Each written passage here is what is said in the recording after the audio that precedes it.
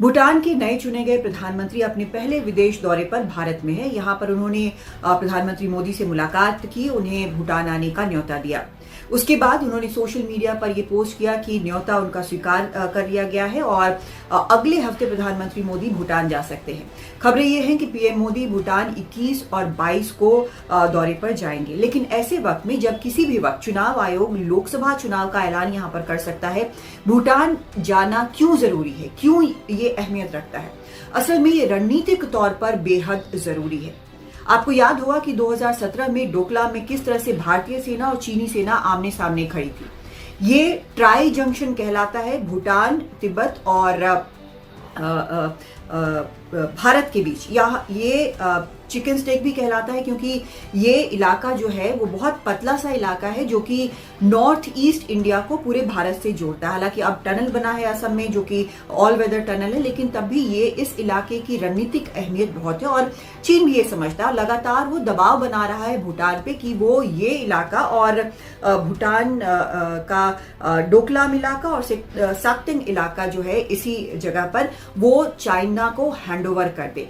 इसके लिए कोशिशें ये उन्होंने की है कि जो नॉर्थ में, भूटान के नॉर्थ में जो भूटान की जमीन है उसको वो लगातार हड़प रहा है। वहां पर उन्होंने कई गांव बना दिए हैं, घर बना दिए हैं, वहां से अपने चीन से लोगों को लाकर वहां पर बसा दिया है। तो ये दबाव वो बना रहा है भूटान पर कि जमीन की अदला बदली भूटान कर ले। भूटान इतने दबाव में है कि उसका कोई कूटनीतिक रिश्ता चीन से नहीं होने के बावजूद पिछले साल चुनाव के पहले, भूटान में चुनाव के पहले वहां पर भूटान के मंत्री गए, उन्होंने चीनी पक्ष से बात की। अब भारत भी ये लगातार देख रहा है। भारत जो है वो ये कोशिश कर रहा है कि इस तरह का जो दबाव है वो भूटान पर काम न करे, क्योंकि भूटान एक अकेला ऐसा देश है जिसने, छोटा एक ऐसा पड़ोसी देश है जिसने ये कोशिश नहीं की है कि चीन और भारत को आमने सामने खड़ा करके उसका वो फायदा उठाए। वो लगातार भारत के साथ खड़ा रहा है।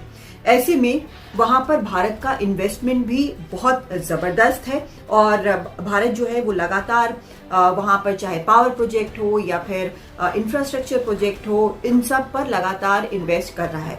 यहाँ तक कि जब कुछ महीने पहले भूटान के राजा यहाँ पर आए थे, उस वक्त भी बड़े जो प्रोजेक्ट्स हैं उनके ऊपर दस्तखत किए गए थे और एक बहुत बड़ा प्रोजेक्ट वहां पर बन रहा है। एक बहुत जो जिसको इस क्षेत्र के लिए बहुत बड़ा बताया जा रहा है, वहां पर भारत के सहयोग से ये बनेगा। वहां पर इंडस्ट्रीज होंगी जो कि नॉन पॉल्यूटिंग होंगी और भारत वहां पर रेल लिंक हो या सड़क हो, इन सब पर इन्वेस्ट कर रहा है।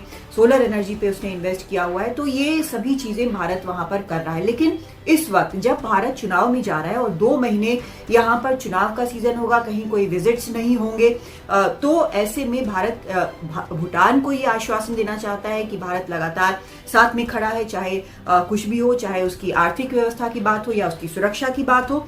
दूसरी तरफ चीन को भी एक साफ मैसेज है कि भारत जो है वो अपनी जमीन नहीं छोड़ रहा और चीन को अपनी कोशिश बंद करनी चाहिए। तो भारत के लिए ये बेहद रणनीतिक तौर पर अहम है और यही वजह है कि वहां पर चुनाव के ठीक पहले पीएम मोदी जा सकते हैं। दिल्ली से कादम्बिनी शर्मा, एनडीटीवी इंडिया।